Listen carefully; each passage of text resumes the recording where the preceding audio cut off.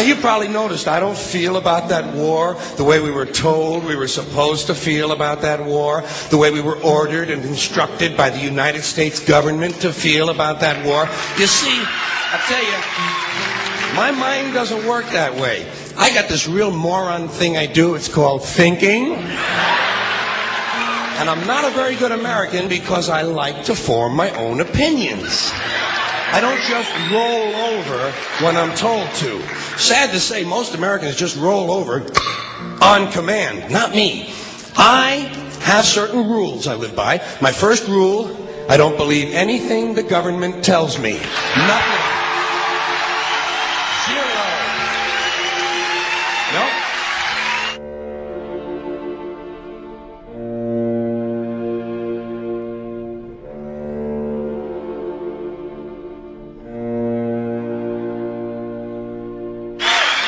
And I don't take very seriously the media or the press in this country, who in the case of the Persian Gulf War were nothing more than unpaid employees of the Department of Defense, and who most of the time function as kind of an unofficial public relations agency for the United States government.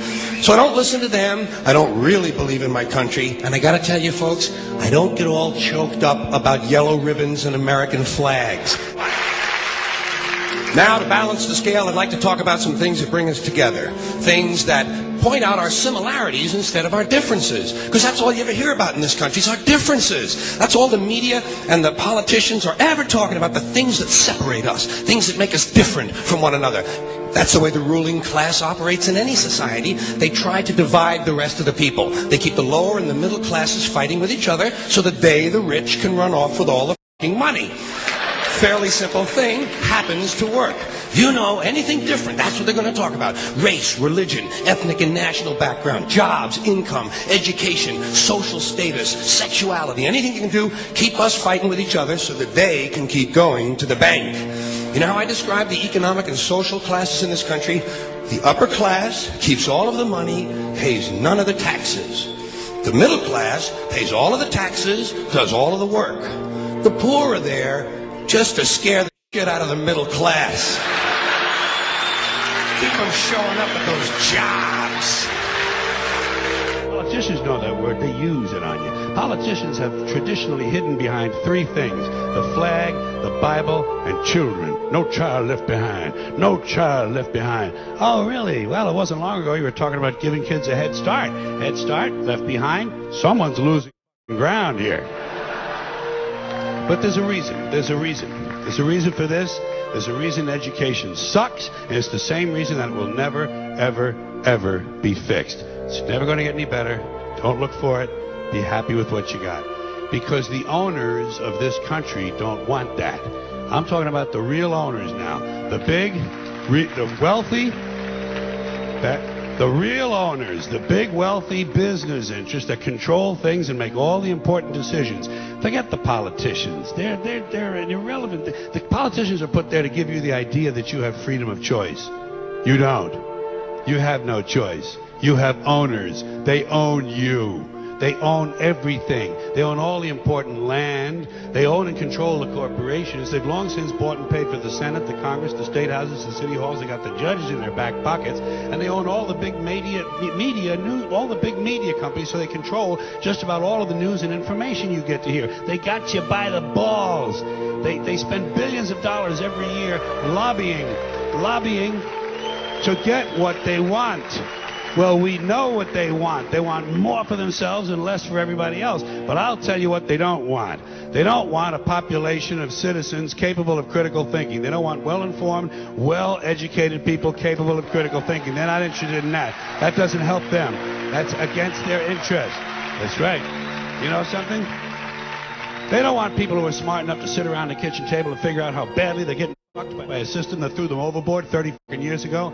They don't want that. You know what they want? They want obedient workers. Obedient workers. People who are just smart enough to run the machines and do the paperwork, and just dumb enough to passively accept all these increasingly shittier jobs with the lower pay, the longer hours, the reduced benefits, the end of overtime, and the vanishing pension that disappears the minute you go to collect it. And now they're coming for your Social Security money. They want fucking retirement money. They want it back. so they can give it to their criminal friends on Wall Street. And you know something? They'll get it. They'll get it all from you sooner or later because they own this fucking place. It's a big club, and you ain't in it. You and I are not in the big club.